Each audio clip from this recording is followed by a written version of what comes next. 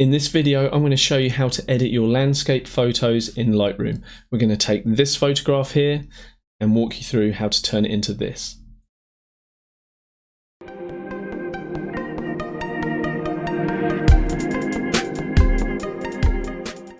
Guys, I recently got back from an amazing trip doing some landscape photography. It's been so great getting out of lockdown and being able to get around New Zealand again. If you've ever wondered how do I edit my landscape photos in Lightroom, this video is for you.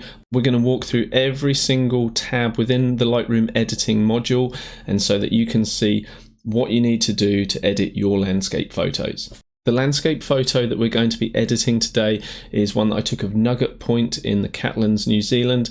This is straight from camera capture. It's pretty flat, and I really feel that there's some areas that we need to improve. We'll look at global adjustments, but we're also going to dive in quite heavily into localized adjustments, which in my opinion are one of the most powerful tools that you can learn within Lightroom. And then when you've finished your Lightroom edit, if you want to come with me and take the photo even further, I've got a plugin for you which is absolutely fantastic in just finessing your imagery and giving it just a little bit of secret sauce, something a little bit extra that other people perhaps aren't doing.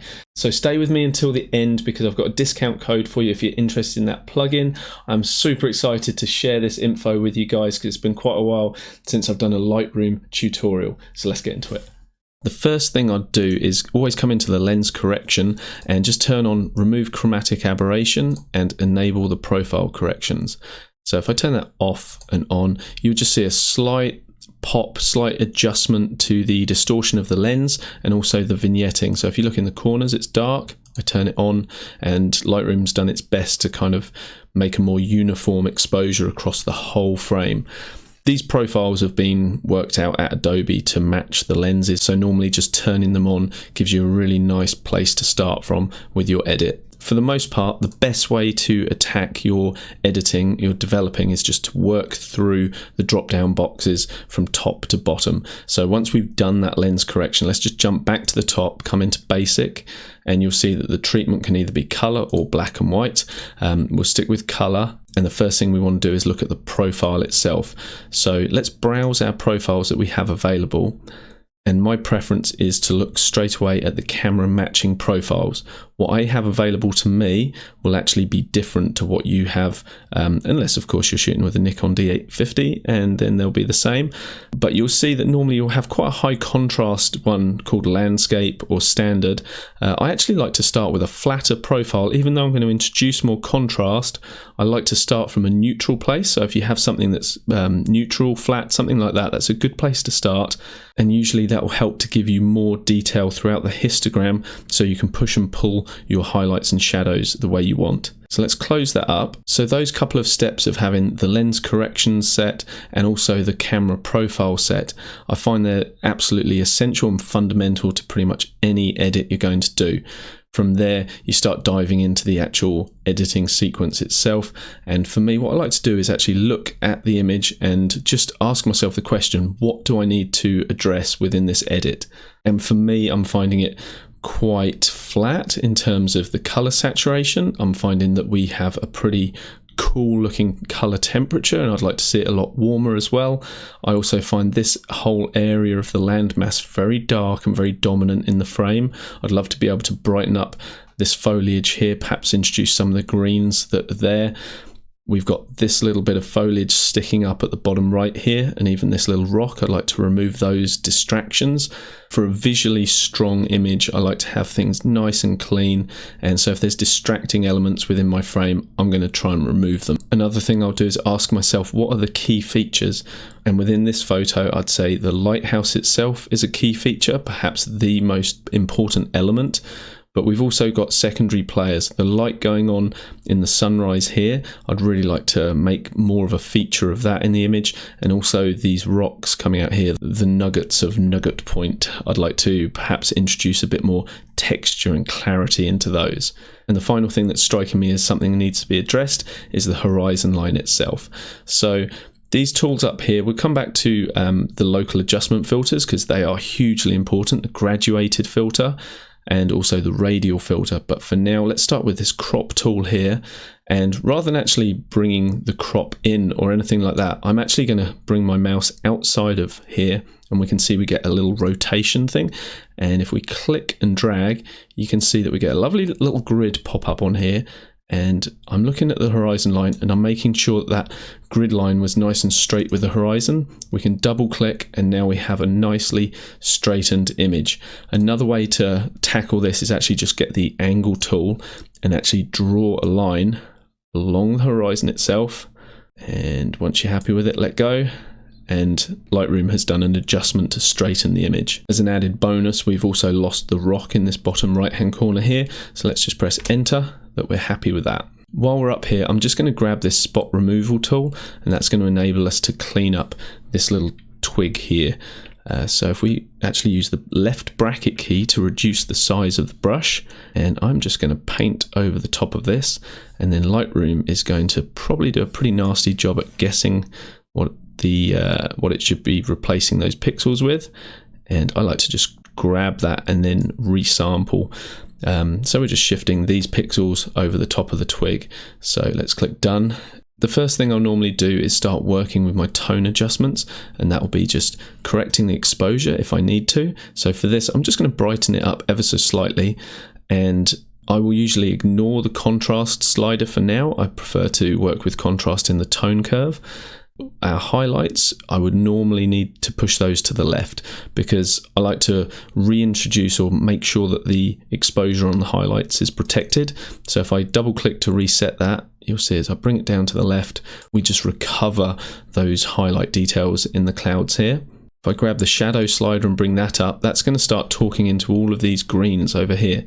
And that is actually far too much, but you can see what we're doing. So let's just kind of bring that around 55, that's nice. And if we look at our histogram, which as you are aware would show you our distribution of light information, basically on the left we have the blacks, on the right we have the whites, and the distribution through the midtones through the middle. You can see at the right hand side that we don't actually have any pure whites. So what I'll do is actually click this little triangle here in the top right, and that's a warning dialog. If I grab the whites and bring them to the right, you will see that we are warned that we have blown out to white. So what I like to do is just bring that back in until the point where those warnings just start to disappear, and we know that we now have just a pure white right here. We can do the same with the blacks as well. If we drag those down, I haven't quite clicked that, so let's turn the warnings on. And as I take that to the left, you start to see these little blue warnings, which is basically saying you are now at pure black in those areas. So we can bring that down to around -24, and now we know that we have a pure black point, a pure white point, and everything else is nicely spread through the histogram. So now let's have a quick look at our before and after by pressing the / key on the keyboard. And you can see that we've brightened up this area through here, and we see more of the foliage, and we've also controlled the shadows in the sky, but just basically improved the image from this to this. So we're well on our way. Next, I'll come down into the present section and have a little look at this.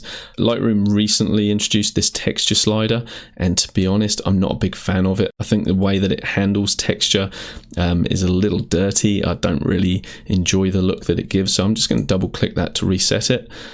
Clarity I am a fan of though. I don't like to push this too far because you start to get too much contrast in the image, and you can also see some haloing around the edge of this where the landmass meets the water. If I double click it, you'll see that disappears, but I would like some of that, so somewhere around this sort of like 20 marks, quite nice.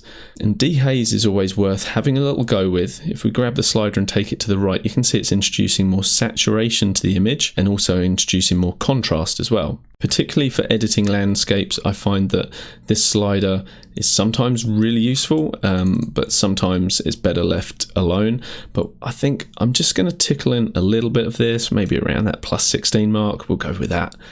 Now let's have a look at our color.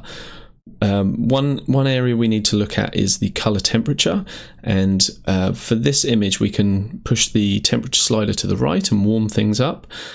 We can also push the tint to the right and get more of a kind of pinky look to it.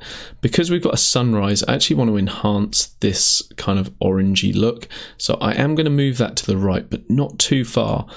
I think what we'll do is actually introduce more oranges through this area using our localized adjustment filters.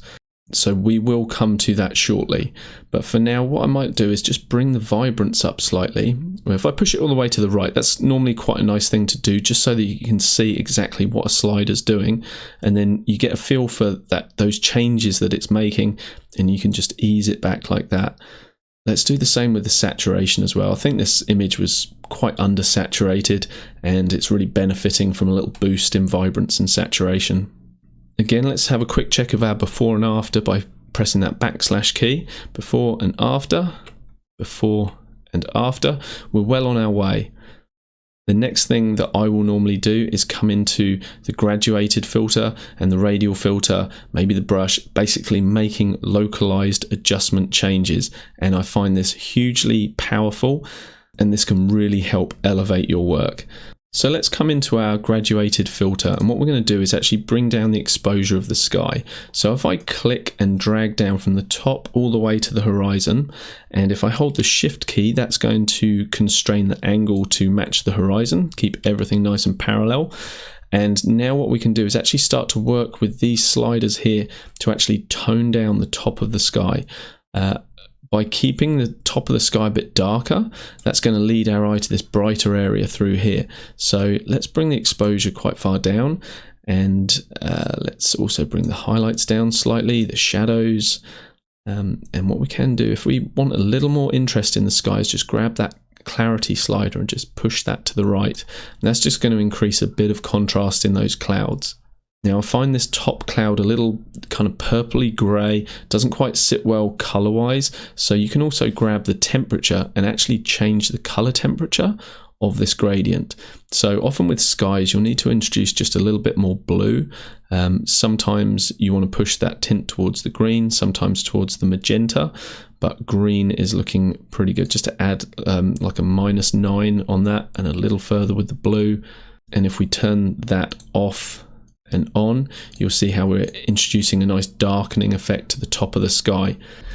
Hey guys, thank you so much for watching the video. If you're getting something out of this, I'd love it if you just give me a thumbs up, and also consider subscribing if you haven't already. After 20 years of working as a professional photographer, it's now my passion just to share my knowledge with you guys. So if you want to come with me on that journey, it'd mean the world to me. Hit that subscribe button and the bell icon, and I can keep sharing what I know with you guys. So thank you very much. As you'll see, our gradient interferes with the lighthouse as well. So if I grab that point and just bring it over, you can see that it's affecting the lighthouse. So what we're going to do is actually use a range mask, and this is a really great feature. If we just click on this drop down here, we could come into the color range mask and work with that.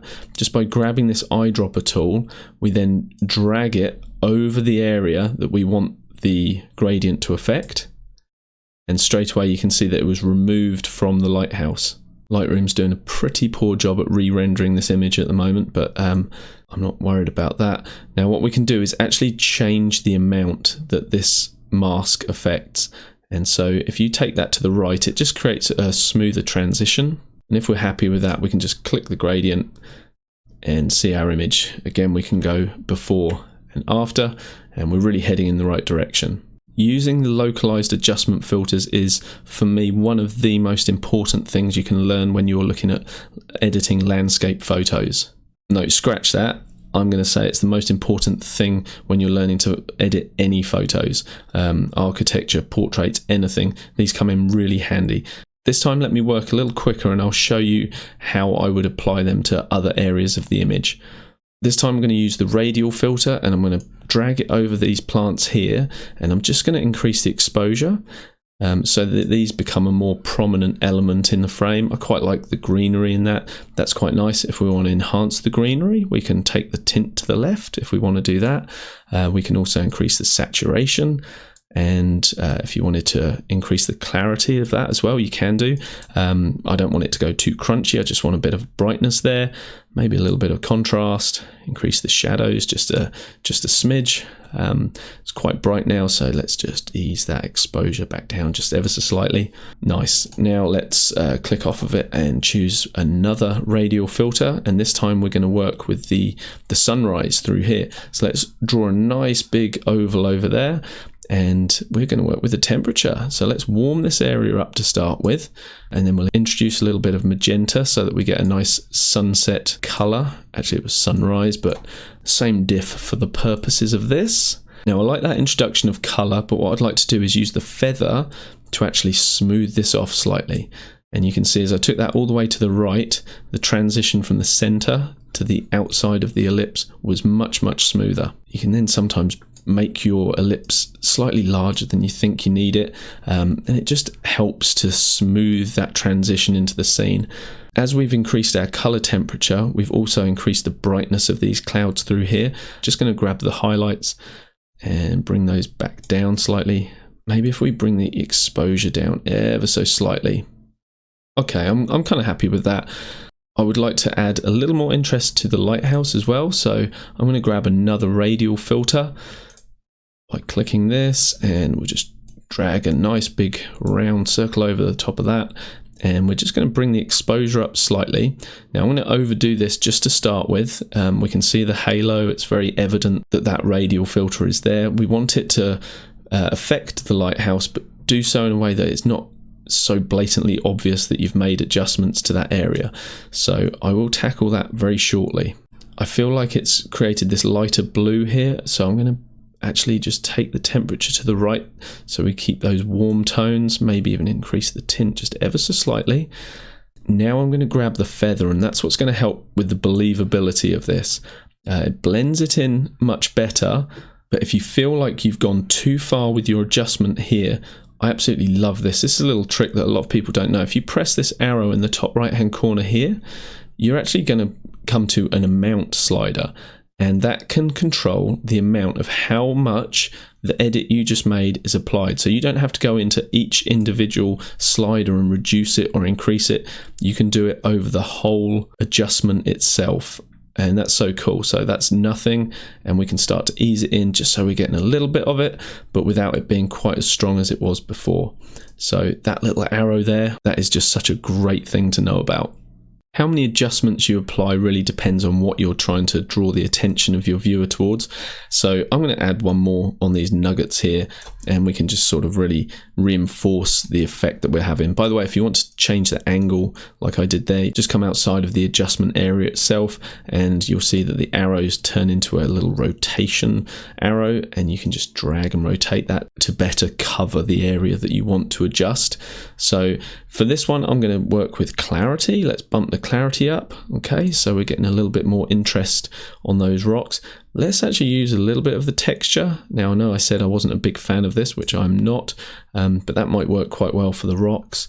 And now let's just bring the exposure up just ever so slightly. Brighter areas tend to bring our attention there. So by brightening that area, we're drawing attention to these rocks. How far you go with these localized adjustments is really up to you, but you can really finesse things. So for example, if I draw an oval over the horizon line there, we can actually bring the exposure up slightly. We can create an effect as if it's foggy and misty on the horizon line. It becomes a little more faded as things recede into the distance as well. So we can do things like reduce the saturation slightly as well. And that just helps to create a sense of depth within the image. And if we want some of that, but not too much, we can again use this little arrow here and just ease the amount just down slightly until we're at a place we're happy with it. Okay, from here, let's leave the localized adjustments and carry on with our more global changes. So the tone curve, this is a really powerful tool to understand, and I've done a whole video on understanding tone curves, so I won't go into too much detail, but basically if we bring our line up, we're brightening. If we bring it down, we're darkening. And depending whereabouts you actually increase this line, talks to different areas of the image. So if we bring down this left-hand side, we can actually increase contrast by darkening the shadows, while our highlights to the right are brighter. But you can just play around with these curves and just get something that you're happy with. So if I turned that off and on, we've just popped the contrast ever so slightly. It's subtle. Another thing that's really great to use the tone curve for is actually color grading the image. So if we click this RGB, red, green and blue icon here, you can see that we can come into the individual channels. And I love coming into the blue channel, grabbing the highlight point, the very top point, and actually just bringing that down. That's going to take our highlights into a more yellowy palette. So if we put that back or go to the left, you can see we're introducing blues, but the opposite of that is introducing our yellows. So that's quite nice if you've got an area that you want to enhance around, like sunlight, and give it a nice yellowy orange glow. You can also come into the green channel and just pull some of those greens out so that you actually take that yellow more into an orange look. So that is a really great way to color tone. You could actually increase the shadows in the blues so that we're complementing the introduction of yellows in the highlights. We're now actually bringing up the blues in the shadows. If I do it to the extreme, you'll see exactly what that is doing. But a good guide is, if you want to balance things nicely, make sure that line still goes through the central point and you're introducing an equal amount of blue to the shadow as you are yellow to the highlights. But in this case, I don't want too much blue. I just wanted to increase those yellowy highlights. But let's turn this off and on, and you can see we've just enhanced those colors slightly and given it a nice look. If you want to play around with colors further, you can come into this section here and we can play with our oranges. If you wanted to saturate the orange more, you could do that. Yeah, maybe we will. You can brighten the orange up as well. So that's quite nice, just increasing that brightness value along the horizon. And if you wanted to take the yellows into a more orangey tone, you could do that as well, just so you're sort of creating a more harmonized color palette in terms of the oranges and the blues. But let's just reset that. I don't mind the greens in this one. And another great tool for color toning is just using this split toning tool. And here we have access where we can introduce a color into our highlights. And again, I really like introducing yellows or oranges into the highlights of the image. Let's do a nice bit of yellow here. And then what you can do is you can either bring the saturation of that down or up, depending on the look you're after. Usually I'll keep things on the more subtle side, but just for the sake of illustration in this Lightroom example, I'm pushing things a little further than I would normally, just so you can really see what I'm doing. And we can also introduce a color into the shadows, and often cooler tones are quite nice to introduce to the shadows, or if we've got a sunrise or sunset, introducing some kind of bluey purples is quite nice as well. So let's turn the split toning off and on, and again you can just see we've added a sense of color grading to our photo. So in terms of color, we can look at our before and after, and we've gone from a very cool blue and a desaturated image, and we've pushed that into a much more warmer saturated photo. Personally, I think we've taken our saturation just a little bit too far, and all these adjustments have accumulated one on top of the other to just give us a little bit too much. So we could come back into our basic tab and actually grab the saturation slider and just start to reduce that for the whole image. If you bring that down, maybe even the vibrance as well, what you can do is actually create a more subtly toned image. This gives us a more desaturated look, but with more harmony within the colors. But if we push those back to a more saturated look, I think that's quite nice in this instance. Now you've seen what you can do with this split toning. I'm just going to take it off for this image. I prefer it without. Now there's just a couple more things that we can look at before we can say that our Lightroom component of this edit is complete. So let's jump into detail, and this is where we can look at sharpening and reducing the noise. This exclamation point here draws our attention to the fact that without zooming into the image, you're not actually going to see the true effect of sharpening or noise reduction. So now we're zoomed in, what we can do is actually increase the amount of the sharpening. And I like to push this quite high normally as a starting point, just so you can actually see what effect the other sliders are having. You can increase the radius, so it's sharpening a wider radius of pixels. For me, anywhere from sort of like 1 to 1.5 normally is about right. I don't like pushing it too far, because if you go too far, like 3, things start to get these halos around the edges and they're quite evident at that point. So it depends on the resolution of your sensor, but for me 1 to 1.5 is about right. Detail of 25 is also quite nice. And if you want to take away some of the sharpening that it's affecting in areas of flat toning, sort of through the C here, you can actually use this masking slider to reduce that. And then you can just bring it back to where you feel that it's actually affecting areas that need the sharpening, such as through the foliage here, but they're leaving areas like the C alone. A little trick for you: if you hold the Alt key or Option on Mac and then slide this slider, you will actually see the mask that is being applied to the sharpening. So where we're seeing white, that is affecting the sharpening, and where it's black, it's masking it out. So if I let go now, you would have seen that it took away all of that sharpening around the sea, and it's just leaving it on the areas that we need it, around the foliage, the rocks, things like that. Now, I shot this at ISO 64, so the amount of noise reduction that I need in this file is really minimal. But if you are shooting at higher ISOs, you can grab this noise reduction slider, and that will just smooth out some of those noise artifacts that your sensor has introduced to the picture. Now, we addressed the lens correction right at the beginning, but there is one other thing that we can do. If we come into the manual side of things, what you can do is actually create a vignette within this. So you can just take that to the left, and that's going to darken the edges. And if you want to bring it in tighter towards the middle, just grab this slider where it says midpoint and bring that to the left. And that's quite a powerful tool as well to draw the attention to the center of the frame, but you want to be careful with just how much you apply that. So if you start at -100 so you can see what the effect is actually doing, get the midpoint looking kind of how you want in terms of the transition from the light center to the dark edges, and then just ease the amount back to a place where you feel it looks kind of acceptable, and something like that, -21 with a 20 midpoint. Yep, happy with that. The transform section we don't really need to look at in this instance. It's great for some architectural features and keeping horizontals and verticals parallel, but not often that useful for landscape images, so we'll just disregard that for now. With the effects panel, you can actually introduce another vignette. It's called a post-crop vignette. So in terms of your cropping, if you were to crop down here, let's say, we're going to still have that vignette from before, but it's just going to be affecting the bottom left, and our bright area is going to be up here. Whereas if we use the post-crop vignette, the vignette is actually applied after we've cropped it. But again, we can disregard this because we're happy with the crop as it is on this occasion. If you want to introduce film grain to your image, you can do that with this slider here. Personally, when I'm working in color, this isn't something that I would do, but it's a nice feature if you're wanting to add grain to black and white. That's when it does actually look quite nice. And the final tab is the calibration tab, and within this we can actually affect the colors by shifting them around, and it's not something I'd normally play around with too much, but you can get creative with this.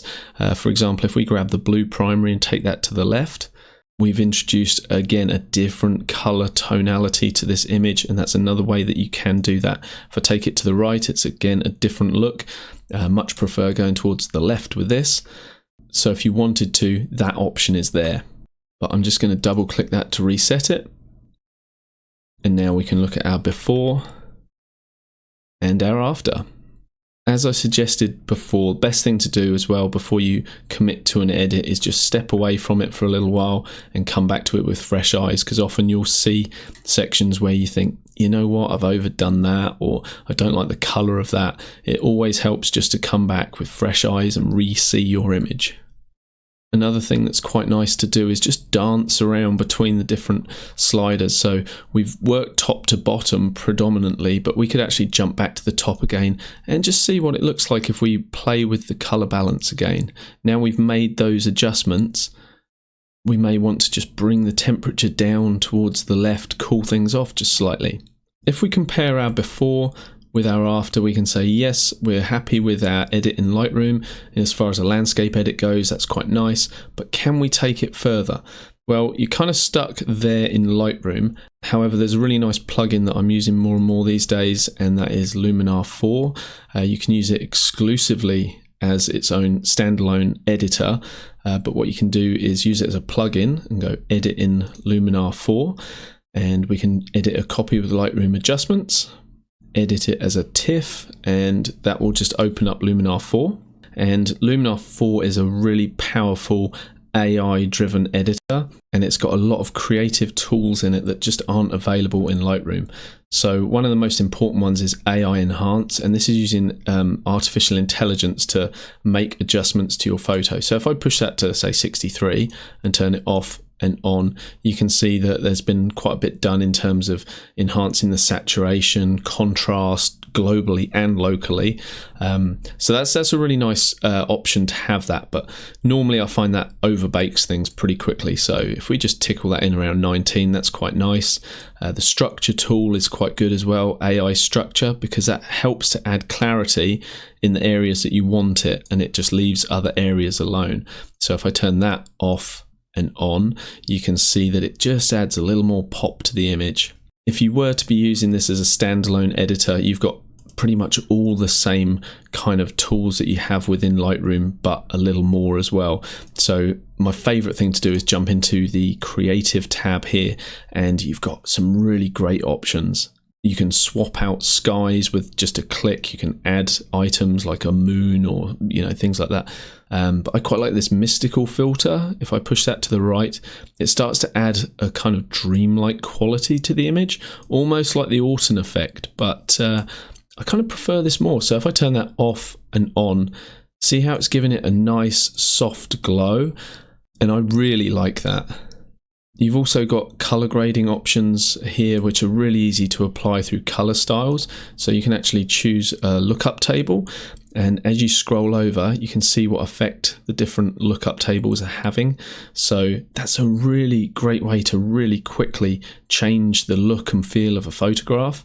So we'd already done quite a lot with the color, so we're just really stacking edit on edit, and I've got the feeling we're going a little bit too far here, but let's just go for Anaheim for now. If I push it to 100, you'll see what change it's actually making, and rarely would you want to apply these effects in full force, but you can just tease it in just a little bit, you know, around that 30 mark where it's sat as a default is really great. In Lightroom, I love to do a good before and after, and you can do the same in Luminar by clicking this eyeball tool here. So we can look at our before, our after. I don't really like this Anaheim color grade, so I'm just going to turn that off. We can also slide left and right, so we can look at our before and after, and things are just given just a little bit more pop. Let's say we're happy with that and click apply, and that's now exported as a TIFF and sent back into our Lightroom catalog. There you go, guys. I really hope you've enjoyed that walkthrough in Lightroom of how to edit a landscape photo. I really enjoyed sharing my process with you. If you guys have got any questions on anything we've covered, leave them in the comments below and I'll happily answer those for you. If you guys like the look of Luminar 4, I've got a whole heap of other tutorials that can help you with that. And if you don't have it yet, there's also a discount code which is @Sky10 and a link below. I think the software itself is excellent value. If you already have Lightroom and or Photoshop, it is a great addition to those tools just to add one more string to your bow in terms of your editing arsenal. That's it for this video, guys, so I'll see you in the next one.